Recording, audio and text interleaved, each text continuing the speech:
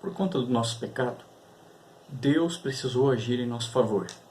E para isso, Ele enviou o seu único Filho para morrer a nossa morte.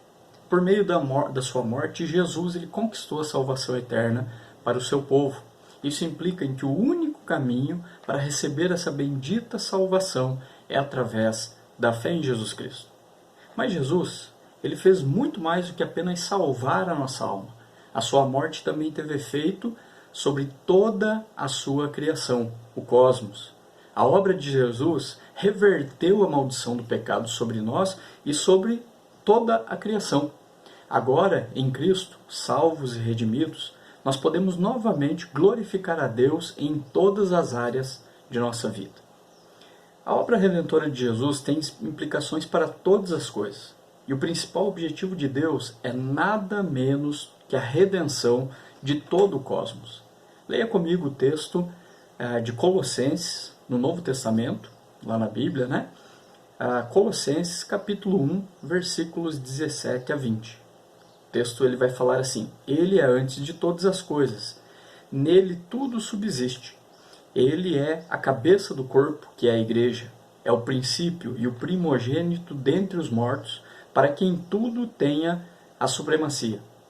Pois foi do agrado de Deus que nele habitasse toda a plenitude, e por meio dele reconciliasse consigo todas as coisas, tanto as que estão na terra quanto as que estão nos céus, estabelecendo a paz pelo seu sangue derramado na cruz. Observamos o ensinamento bíblico de que o pecado arruinou o universo, destruindo a harmonia que havia entre uma criatura e outra, inclusive entre o ser humano e a natureza, e entre as criaturas e Deus como Criador. Até mesmo a natureza e os animais elas sentem o efeito do pecado. Esse efeito é danoso, esse efeito é destrutivo, visto que a terra toda foi amaldiçoada por causa do pecado. O versículo 20 de Colossenses capítulo 1, que nós acabamos de ler, revela que o sangue de Jesus derramado na cruz do Calvário solucionou definitivamente o problema do pecado, restaurando a comunhão do ser humano com Deus. Estamos caminhando para a redenção perfeita no reino de Deus, quando o pecado não mais existirá e seus efeitos danosos em toda a criação também serão eliminados. É por isso que a ardente expectativa da criação aguarda a revelação dos filhos de Deus, na esperança de que a própria criação será redimida do cativeiro da corrupção para a liberdade da glória dos filhos de Deus, conforme nos fala Romanos capítulo 8, versículos 19 e 21. A nova vida que Deus tem para nós em Cristo vai muito além da nossa salvação pessoal. A transformação salvadora que Deus realiza em nós tem uma influência sobre os outros quando nos tornamos parte de uma nova comunidade e de pessoas perdoadas em Cristo. A graça não é meramente pessoal, mas comunitária. Somos salvos como igreja e não simplesmente como cristãos individuais. Na realidade, todas as metáforas que o Novo Testamento usa para descrever a nossa conexão a Cristo, elas são comunitárias. Lá em João, capítulo 15, versículo 5, diz que Ele é a videira e nós somos os ramos. Primeira carta de Pedro, no capítulo 2, diz que Ele é a pedra angular, nós somos os tijolos. Na carta aos Efésios, capítulo 4, diz que Ele é a cabeça, nós somos os membros do seu corpo. E assim por diante. Então essa linguagem bíblica sempre vai apontar para que a nossa união com Cristo ela é uma união comunitária, ela abrange todas as pessoas de todas as nações, todas aquelas que vão sendo alcançadas pela graça de Deus. Nossa identidade, portanto, corporativa é reforçada pelos sacramentos. Em nome do Pai, do Filho e do Espírito Santo, nós somos todos batizados em um corpo. Na ceia do Senhor, comemos do pão e bebemos de um único cálice, símbolos de uma união mística com Cristo. É somente juntos que podemos fazer aquilo para o qual fomos chamados e criados para fazer: adorar a Deus em comunidade. Portanto, juntos, vamos sair para levar o Evangelho de Cristo, compartilhando as boas novas de Jesus e servindo as pessoas que sofrem os efeitos debilitantes e alienantes da queda. Como pessoas recriadas, vivemos a nossa fé nos destroços da primeira criação. Nesse exato momento, a própria criação geme sob o efeito e o peso do pecado.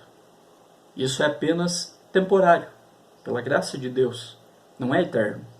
A redenção não está separada da criação, exceto pelo seu destino pretendido. É o mesmo mundo criado, agora perdido e caído no pecado, que Deus tem o propósito de redimir. Seu plano, o plano de Deus, não cogita simplesmente destruir o universo, mas sim salvar uma criação desfigurada pelo pecado, estabelecendo por fim um novo céu e uma nova terra, conforme nós encontramos em 2 Pedro capítulo 3. Jesus está bem no centro desse plano redentor. É em Cristo que tudo subsiste, Colossenses 1,17. E é por meio dele que Deus está reconciliando consigo mesmo todas as coisas, Colossenses capítulo 1, versículo 20. Jesus está agora assentado no trono do céu e governa sobre todas as coisas do universo para a glória de Deus. Desse modo, como Cristo tem a preeminência governando sobre todas as coisas para a glória de Deus, então somos chamados a reconhecer o seu supremo senhorio em toda a vida, pois cada aspecto dela é sagrado para Deus. Não somos chamados simplesmente para confiar em Jesus para a nossa salvação, mas também para viver por Ele e em tudo o que fazemos. Como perfeita imagem de Deus, o resplendor da glória e a exata expressão do seu ser, Jesus nos mostra o que deve ter influência e preeminência sobre cada dimensão da experiência cristã. Quando dedicamos a nossa vida ao serviço de Cristo, abraçamos o seu coração para o mundo e nos tornamos agentes da sua redenção. Deus está realizando sua obra graciosa e redentora de duas formas distintas. De maneira geral, Ele está agindo por meio de tudo o que acontece, inclusive o que acontece na vida dos não crentes.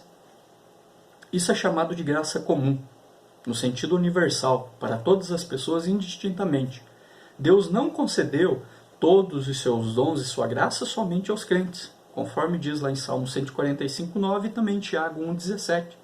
Deus também, na sua misericórdia, abençoa os ímpios com o ar, o sol, a vida, a saúde, o alimento e assim por diante. Nosso compromisso é compreender que toda a verdade é a verdade de Deus, esteja onde ela estiver. E não simplesmente descartar o que as pessoas não crentes dizem só porque elas não têm uma cosmovisão cristã. Ao contrário, testamos o que as pessoas dizem segundo a verdade que Deus revelou ao mundo em sua palavra, tanto escrita como encarnada, que é Jesus. Apesar de toda a graça comum derramada abundantemente no mundo pelo Criador, essa graça não é graça salvadora, e as bênçãos recebidas com a criação ficam muito aquém da redenção completa. Elas não conduzirão ninguém à salvação. A pessoa olhar para a criação, para a natureza e reconhecer que há um Criador, não é suficiente para salvar essa pessoa, simplesmente porque ela reconhece que supostamente existe um Criador. A graça comum, ela está relacionada à vida no presente mundo, ao passo que a graça salvadora, ela conduz as pessoas a uma comunhão profunda com Deus, a um compromisso com Deus, a um relacionamento com Deus. Assim sendo, além de dar a todos a graça comum, Jesus deu aos seus seguidores o que geralmente é chamado de a grande comissão, e nos enviou ao mundo para pregar o evangelho da salvação, conforme está relatado e revelado lá em Mateus capítulo 28, versículos 18 a 20. Observamos que essa grande comissão inclui ensinar os que decidem seguir a Cristo a obedecer tudo o que Deus ordenou. A grande comissão abrange o ensino de toda a cosmovisão cristã, a salvação total que Deus trará ao mundo. Quando Deus nos manda ensinar as pessoas tudo o que Ele ordenou, isso significa incluir, ensinar a visão que Deus tem do mundo e da criação. Portanto, os cristãos não precisam escolher entre a evangelização e o envolvimento cultural. É tanto um quanto o outro, não um ou outro. Quando adotamos tal perspectiva abrangente do que precisamos ensinar ao mundo, a grande comissão reaviva o nosso mandato cultural. Como cristãos, somos chamados a fazer mais do que salvar almas. Somos chamados a influenciar o pensamento da nossa cultura, conforme Jesus ensinou em Mateus capítulo 5, versículos 13 a 16, que diz: vocês são o sal da terra, mas se o sal perder o seu sabor, como restaurá-lo? Não servirá para nada, exceto para ser jogado fora e pisado pelos homens. Vocês são a luz do mundo. Não se pode esconder uma cidade construída sobre um monte. E também ninguém acende uma candeia e coloca debaixo de uma vasilha. Ao contrário, coloca no lugar apropriado e assim ilumina todos que estão na casa. Assim, brilha a luz de vocês diante dos homens, para que vejam as suas boas obras e glorifiquem ao Pai de vocês que está nos céus.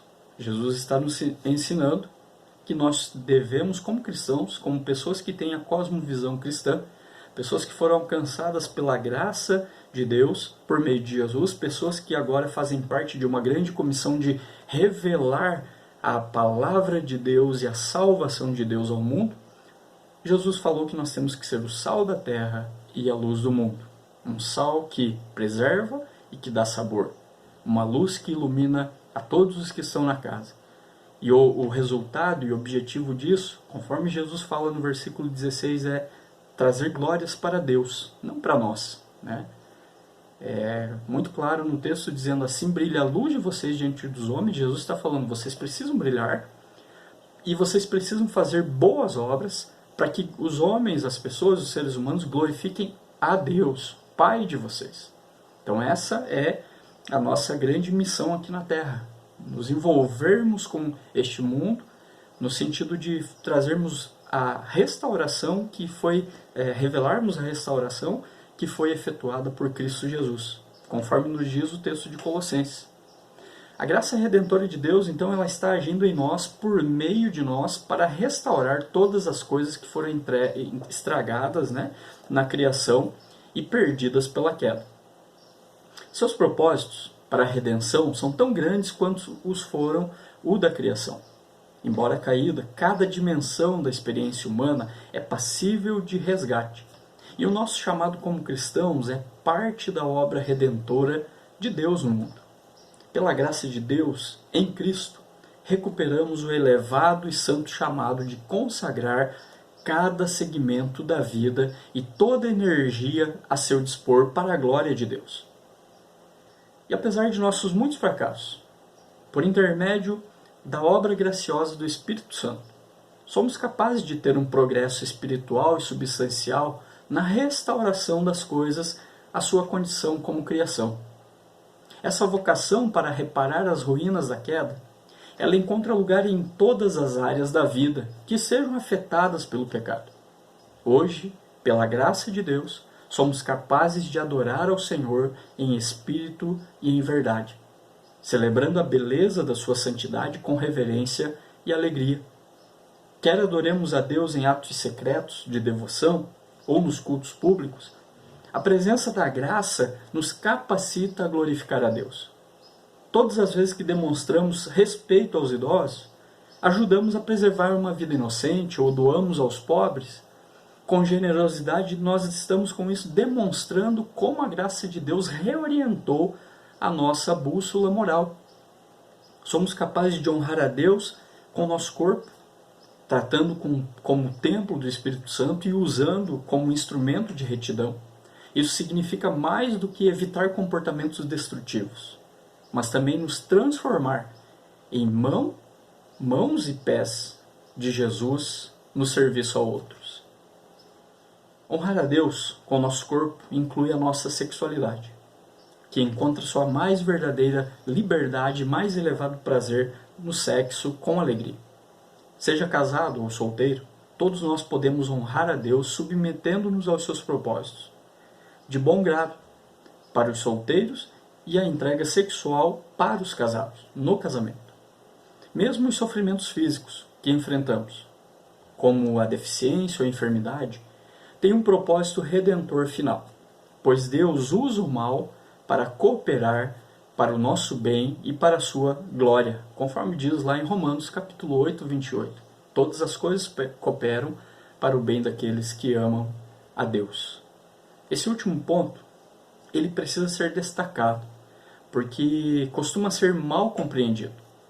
O objetivo de Deus para nós nessa vida não é simplesmente nos fazer felizes. Talvez você já tenha ouvido por aí as pessoas dizendo: meu maior objetivo de vida é ser feliz, eu estou seguindo a Deus porque Ele me faz completamente feliz. Sim, Deus, Ele traz uma felicidade a nós quando a sua graça nos alcança diferente de qualquer felicidade que qualquer coisa humana ou material possa nos dar por um momento rápido.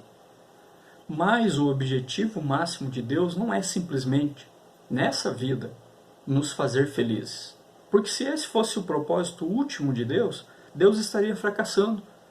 Porque você sabe que você não vive 100% do seu tempo, da sua vida feliz. Às vezes você enfrenta tristezas, problemas, dificuldades. Se esse fosse o objetivo maior de Deus, Deus estaria fracassando. Mas o que a Bíblia aponta é que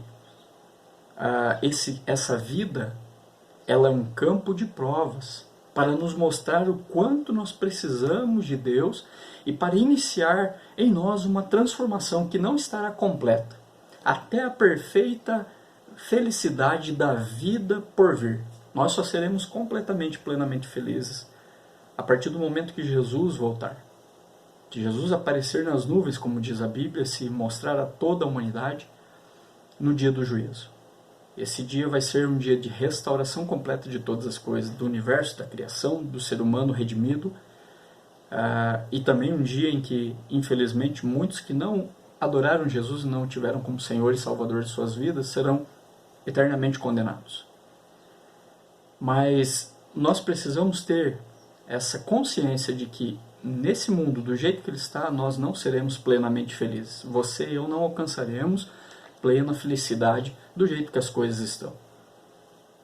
Com a criação toda estragada pelo pecado, com os parafusos da criação soltos, somente na vida do porvir é que a felicidade será plena e completa. Um outro ponto também que precisamos pensar em que a graça ela nos capacita a honrar a Cristo é no contexto do nosso casamento, pois o Espírito Santo reconcilia relacionamentos perdidos e nos possibilita cumprir nossas responsabilidades com vida santa em mansidão. Que muitas vezes falta em muitos casamentos é mansidão. Há muitas brigas, muitos conflitos dos casais, porque não as questões e as situações, inclusive os problemas que os casais enfrentam, não são resolvidos com mansidão. Às vezes o que impera é briga. Mas o Espírito Santo capacita aqueles que temem a Deus e foram alcançados pela sua graça a nos seus casamentos estarem agindo com mansidão, para que as coisas andem de forma boa, para que o relacionamento não sofra consequências, a pior delas talvez o divórcio, mas o casamento caminhe para glorificar a Deus. Embora em si mesmo doloroso, outra questão que nós precisamos pensar é que quando a humanidade e a criação foram amaldiçoadas por Deus lá no início, em Gênesis 3, Deus falou que para que pessoas nascessem, a mulher daria à luz em meio a dores.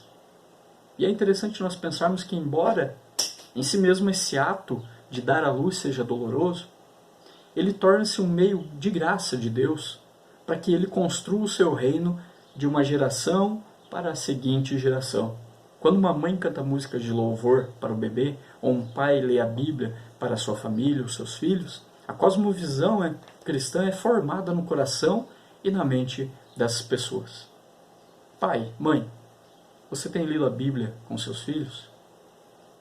A Bíblia é a palavra revelada de Deus. A Bíblia é o livro que conta sobre Deus, que revela Deus para a humanidade. Deus se revela ali. Você tem dado essa oportunidade e trazido esse privilégio aos seus filhos e filhas para ouvirem a palavra do Senhor? Se não tem feito, faça. Não é um tempo perdido, mesmo que a criança esteja lá no colo, até mesmo dentro do ventre.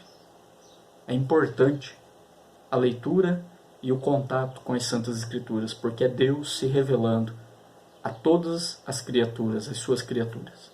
Faça isso. Leia a Bíblia com a sua família e com seus filhos.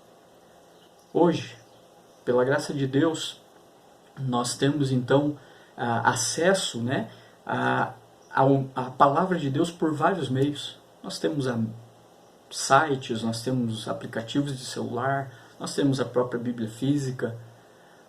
Se você não sabe ler, né, quem sabe você ainda não sabe ler, você pode pedir para alguém ler para você. Você pode colocar um programa, um site, um programa de celular, a Bíblia para você ouvir. Então tenha contato com as Escrituras. Pela graça de Deus, Deus tem permitido o acesso à sua palavra de várias maneiras. Não perca isso, não perca essa oportunidade. Então nós podemos cantar, esculpir, tocar músicas, produzir filmes para a glória de Deus, tudo para a glória de Deus. Falar da sua palavra para a glória de Deus, ouvir a sua palavra para a glória dele. Sendo realistas que, mesmo diante da dor e da deformidade que são presentes na humanidade caída, e ao mesmo tempo nós podemos sim nos regozijar na esperança e na beleza da redenção. Podemos praticar esportes que tragam renovo ao nosso corpo físico e à nossa alma. Podemos trabalhar na reconstrução e no governo das grandes cidades para a glória de Deus, uma vez que cada aspecto da vida encontra sua realização na comunidade do amor. E essa comunidade do amor é o povo de Deus, que vive em comunhão com Deus. Somente aí é possível, de fato, nós vivermos a redenção por completo. E eu não estou falando aqui que o povo de Deus é uma placa de igreja. Existem sim, infelizmente, muitos grupos que levam até o nome igreja, mas que pregam coisas e ensinam coisas que a Bíblia não diz. Não estou falando desse tipo de grupo, desse tipo de pessoas. Mas estou falando que uma placa de igreja, ela não salva ninguém. É importante nós termos um lugar para congregarmos, para estarmos ali com o povo de Deus, adorando a Deus, em alguns momentos da nossa semana, do nosso mês, sim. É bom, é um privilégio. Em muitos lugares não existem nem acesso você não pode se reunir para adorar a Deus, você é morto por isso. Mas aqui em nosso país nós temos essa oportunidade, esse privilégio. Então, mas nós precisamos saber que não é aquele lugar que nos salva. É Jesus Cristo que nos salva, é Jesus Cristo que redime a nossa vida. E nós podemos então viver e observar todas as áreas da vida ao nosso redor pela cosmovisão cristã que aponta para a redenção de Jesus Cristo, conforme disse o nosso texto básico, né, Colossenses, a redenção que Jesus Cristo trouxe a todo o cosmos, a toda a criação. Tudo isso é parte da obra graciosa e redentora de Deus no mundo. A edificação do reino de Deus. Não é apenas a nossa alma que Deus planejava salvar, mas também o nosso corpo, e com ele toda a ordem criada, o cosmos. Somos parte do que alguns cristãos chamam da contracultura para o bem comum. O cristianismo, a cosmovisão cristã, sim, é uma contracultura, mas ela aponta para o bem comum.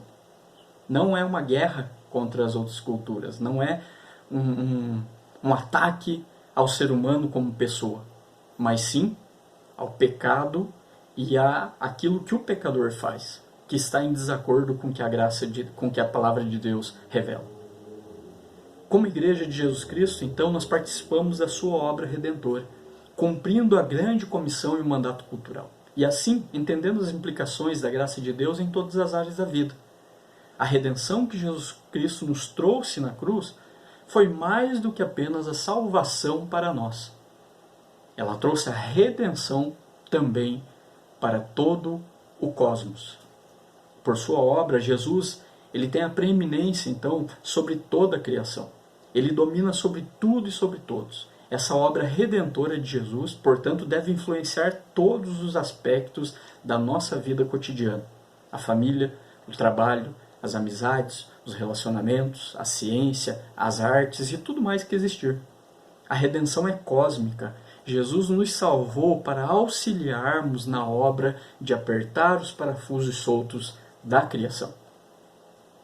Gostaria de concluir aqui perguntando para você e para mim também. Nós temos a consciência do senhorio de Jesus sobre todas as áreas de nossas vidas, nós temos feito o que com a nossa vida, com essa vida que Deus nos deu? Nós a temos usado para glorificar a Deus em todas as esferas dela? De maneira prática, o que você pode fazer para influenciar o mundo em que vive? Lembre, Jesus nos salvou, mas Ele também nos redimiu para auxiliarmos na obra redentora dele aqui no mundo, para auxiliarmos no apertar dos parafusos soltos que ainda existem na criação.